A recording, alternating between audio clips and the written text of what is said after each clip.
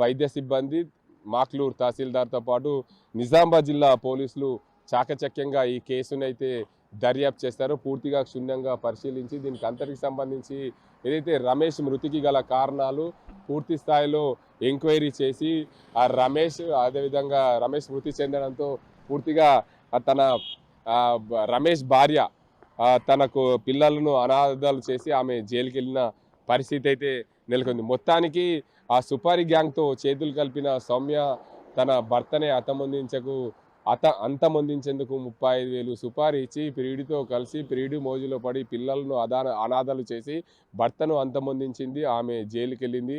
నిజామాబాద్ జిల్లా పోలీసులు అయితే చాకచక్యంగా ఆ కేసును దర్యాప్తు చేశారు.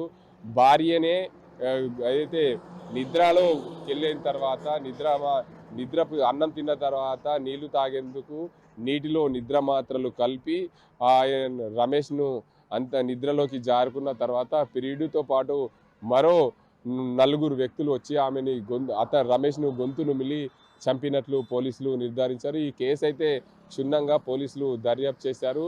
దీనికి అంతటికి సంబంధించి